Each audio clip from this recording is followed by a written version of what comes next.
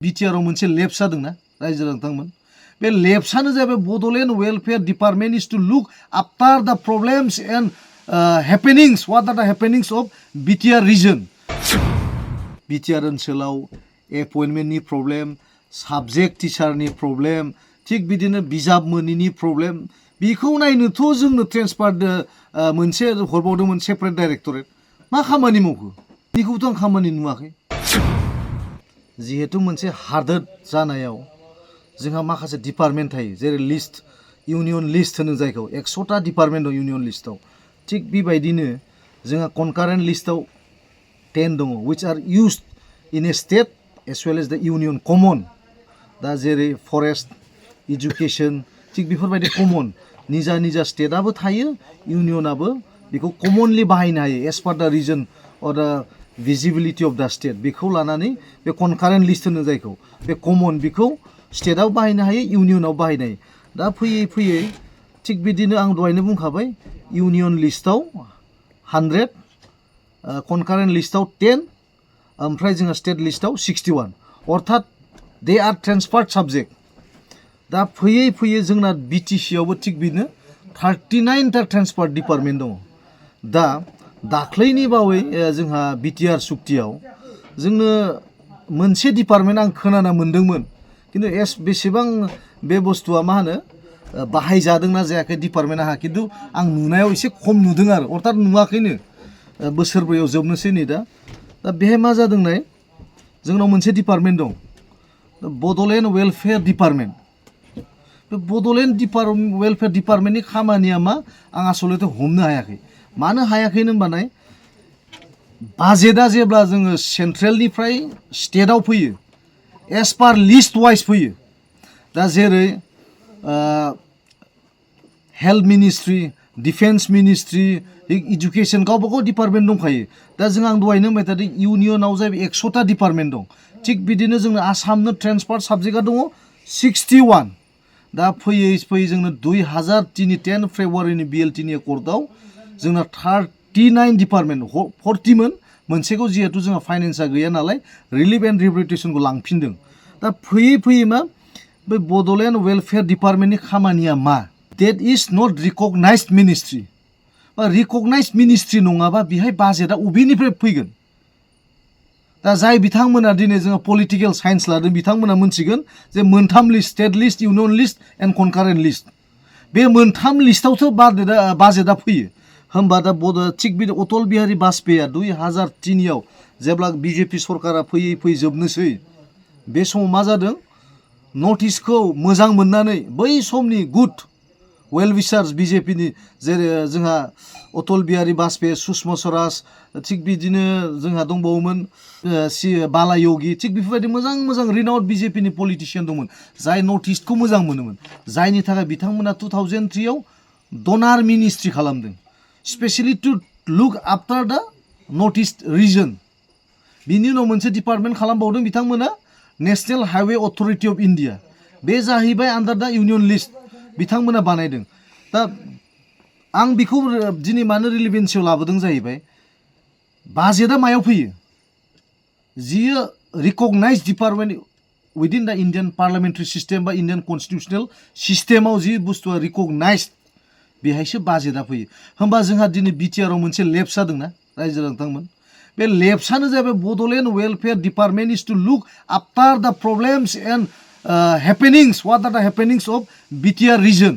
दा जों बेजों BTR रिजनाव बे बड'लेण्ड वेलफेयार डिपार्टमेन्टआ जोंनि प्रब्लेम बे ओनसोलनि प्रब्लेमखौ सल्भ खालामनो हादोंना हायाखै आंनि मथेथ' हायाखै नाम गन्थ'खौनो नुवाखै आं बे सासे सेक्रेटारि गावबुरा बायदि दोननानै मा खामानि जागासिनो दं दा थिग बेबायदिनो मा जोंहा मोनसे डिपार्टमेन्ट दंबावोमोन बे डिपार्टमेन्टआ मा दा जेरै सेपारेट डाइरेक्टरेटखौ नायलाय नों रायजो जोंहा बे BTR ओनसोलाव एपइन्टमेन्टनि प्रब्लेम साबजेक्ट टिचारनि प्रब्लेम थिग बिदिनो बिजाब मोनिनि प्रब्लेम बेखौ नायनोथ' जोंनो ट्रेन्सफार मोनसे हरबावदोंमोन सेपारेट डाइरेक्टरेट मा खामानि मावखो बेखौथ' आं खामानि नुवाखै आरो स्पेशेलि आं एडभकेट हिसाबै रायजो राजानिसिम मोनसे खुलुमनाय जोंनि जाथि थांनाय थैनायनि बेहाय मोनसे थाखुमाना दं बे जाहैबाय मा जेब्ला जोङो दिनै बर' गथ'फ्रा दिनै मोजां मोजां लयार्स एडभकेटफोर ओंखारबोदों बे एडभकेटआ बोरै जागोन दिनै फरायदों जों एडभकेट हिसाबै जों प्रेक्टिसल' खालामबाय थादों खिन्थु जों दिनै गोजौ मासि अर्थात बिजिरगिरि जों मानो सुबिदा मोनाखै जों जायखौ होनदों जाज मेजिस्ट्रेट जों मानो जानो मोनाखै बिनि कारनानो जाहैबाय दिनै जों 100 मार्क्स मेन्डेटरि एग्जामाव जोङो दिनै एसामिस मिडियामनि जों लिरथारनांगौ जेरावनोखि आं बिमानि गोरबोनिफ्राय जोनोम मोननायनिफ्राय मेट्रिकसिम एम ए सिम आं बर' मिडियाम सोरबा इंलिश मिडियाम जानानै दिनै गावनि जिबनखौ दाबोदों बेजोंनो उकिल जाबोदों होमबा बेहाय आङो दिनै आंखौ 100 मार्क्स जुदि एसामिसनि आं लिरनो हायोब्ला आं बोरै हानो दा बिनिखायनो रुलिं सरकारा एसे इनिसियेटिभ लानांगौ बेहायथ' खुनु इउपिपिएल बिपिएफ बिजेपि गैया दिनै जाथिया थांना थाबासो जों इउपिपिएल खालामनो हागोन बिजेपि खालामनो हागोन दिनै जों कंग्रेस खालामनो हागोन सोरबा नों नानानथा पार्टि जिथु दं जोंहा नेसनेलाइज होमबासो जों खालामनो हागोन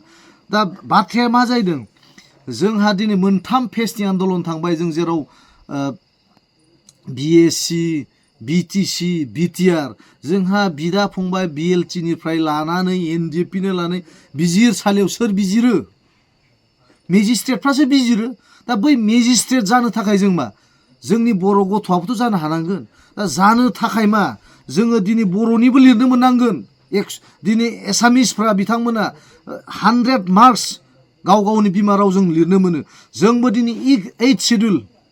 जोंनि बिमा रावा दिनै बिएलटि बिदा फंबायफ्रा 2003आवनो सोना फोरबोखानाय होमबा जों दिनै जुडिसियारिनि मेकानिजमाव हाबनानै जोंनि लिडारफोरा बेखौ लायोबा मोजां इनिसियेटिभ मानो होननानै बुङोबा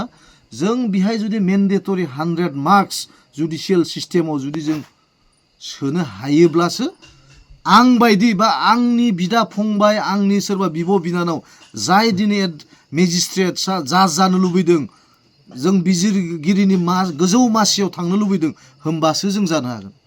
बे मोनसे जोंनि जाथिनि थांनाय थैनायनि दङ दिनै जोंनि बर'आ जाम्बा जाम्बि दिनै बिजिरसालियाव लांजायो खिन्थु जेसे जों जाथिनि सेन्टिमेन्टआ एसेबाबो गाव गावनि मेजिस्ट्रेटआबो थागोन होमबा दिनै जोंनि जाम्बाया दिनै फासि जागासिनो दं पुलिस थानानिफ्राय लानानै अबेबा अफिस आदालतनि जों बाहायजागासिनो दं बै बाहायनायखौ जाहाथे जों मोनसे खोन्दोआव जोङो जोंनि सिस्टेमाव लाबोनो थाखाय जे बर'आबो मेजिस्ट्रेट ओंखारबाय बिथांमोनाबो बिजिरनो हानाय लेभेलाव फैबाय जोङो दिनै सेसन जाज दिनै सिजिएम जाजनिफ्राय लाना जोङो डिस्ट्रिक्ट जाजनिफ्राय लाना जों हाइ कर्टनिफ्राय थांना सुप्रिम कर्टनिफ्राय थांना बोरै ओंखारगोन जेब्ला जोंनि बर' मिडियाम रावजों जों जेब्ला फंसे फंनै खोथा जों लिरनानै जों दिनै मेजिस्ट्रेट जानो हाबासो जोङो जाज जानो हागोन जायनि थाखाय जोंहा मानाव गेदेर प्रमद बर' नोंथां लोगोसे दिपेन बर' नोंथां लोगोसे बिरोधि दलाव थानाय दिनै बिपिएफनि लिडार नोंथांमोन बिनि सायाव एसे नोजोर होबा हामगौ आं दिनै क्रिटिसिजमनि नामाव आं दिनै सोरबा रुलिं सरकारखौ क्रिटिसाइज खालामनो लुबैयो खिन्थु आं बुंनायाव दिनै जोंहा बर' बिदा फंबाय एडभकेटआ बेसेबां बेनिफिट जागोन आंहा बैखौसो नोजोर बोनानै आं दिनै लाइभ फैनांगौ जादों जों दिनै ओंखारफुनाय जोलैनि गथ'फ्रानो जुदि बेखौ मोनथिनानै जों थायोब्ला आरो जोंनि मोनसे जेनेरेसना आरो दिनै लेफ्ट जाबावगोन जायनि थाखाय जों बेखौ बारम्बार सुबिदा होनो थिग बेबायदिनो आङो जोंहा जोंनिनो सिनियर जोंहा दङ हाइकर्टआव सानैसो बिथांमोना इनिसियेटिभ लाबाय थादों थिग बेबायदिनो मेम'रेन्डामबो हरनाय जादों जोंहा दा बर्तमाननि स्पिकार बिश्वजित सारनोबो जों स्पिकार बिथाङाबो माखासे साम एक्सटेन्ट हेल्प खालामदों आरो बे अन प्रसेसआव दंबाय थायो आरो जों रिसेन्टलि जों मिट खालामबावगोन बे इस्युखौ लानानैनो जाहाथे जोंनि गथ'फ्रा थाबैनो फैगौ एग्जामफोरनिफ्राय बर' मिडियामाव जों लिरनो मोनो स्पेसियेलि मोनसे साबजेक्ट बे जोंनि स्पिकारा दिनै माखासे मोजां खामानि मावदों दा जेरै जों हाबग्रा जोंनि बायखोन्दा नेरसोनखौ जों नुनो मोन्दों दिनै दिसपुर थिग बेबायदिनो जोंनि बर' मेजिस्ट्रेट प्रत्येक कर्टआवनो जों सानै साथाम जों नुनो मोनो बेखौ 10 बोसोरनि गेजेराव बे थांखिखौ लानानैसो आं दिनै रायजो राजानिसिम मेसेज हरदों जाहाथे जों इउपिपिएल सोरबा बिपिएफ सोरबा कंग्रेस बे इस्युनि सायावल' जों दिनै नांथाबना थानानै जाला जों बै दिनखौ गारबोबाय खारन मोनसे खोथा दङ जोंहा दिनै आन्दलनाव जों बै सम हाथियारनि दावबाय इंराजियाव मोनसे खोथा दं पेन इज माइटियार देन स्वord दिनै जोङो दावहाखौ जुदि मोनसे गोजौ लेभेलाव लांनोबा जों खोलोमनि दावहाखौ जों लांफिननांगोन दा बिनि थाखाय जोङो दा नै बर्तमान एडभकेट बिथांमोननोबो जाहाथे दानि रुलिं गभर्नमेन्टनि पलिटिशियानफ्रा एसेबाबो मोनसे सफ्ट कर्नार बिथांमोननि थाखायबो जाहाथे सानो मानो होनोबा बै एडभकेट बिथांमोनानो दिनै जोंनि सोरबा जाथिनि लिडारफ्रा अलखदाव गोलैबा बिथांमोनानो बिजिरनानै साफा साफा जोङो दिनै मोजां बिसारखौ जों होनो हायो जोंनि जाथिनि थाखायबो जोंहा बिनि थाखायसो दिनै नाय एग्जाम्पल जोंहा एडभकेटआ सिनियर एडभकेटफोरा जायनि थाखाय दिनै जोंहा रन्जन दैमारिनि केसनिफ्राय लाना एनडिएफनि केस लाना बेसे फिदिं जादों जों नुगासिनो दङ जि बुस्थुआ बोसोरनै बोसोरथाम जानांगौमोन नै बेखौ ओरैनो बोसोरथाम लेप्स खालामना जोङो दिनै जाय जाय बिथांमोना नांथाबगासिनो दङ दिनै मानगोनां रन्जन दैमारि सारखौ बर'नो बिथांमोनखौबो जोङो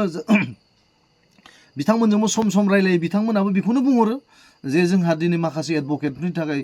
बे प्रब्लेमनि थाखाय जों दिनै बिदि डिले जालांनो थिग नंगौ बाथ्राया सैथो जोंहा जोंनि जाथिनि थै थानायमोनबाथ' एसेबाबो जोंहा अननायनि अर्थात जोङो नट मेबि फाइनान्सियेलि बाट एडभाइसखौ जोङो मोजां मोजां मोननो हागौमोन खिन्थु दिनै जों बै लेभेलसिम सहैनो हायैनि थाखाय दिनै जोङो नैबे गाहाय लेभेलावनो थानांगौ जादों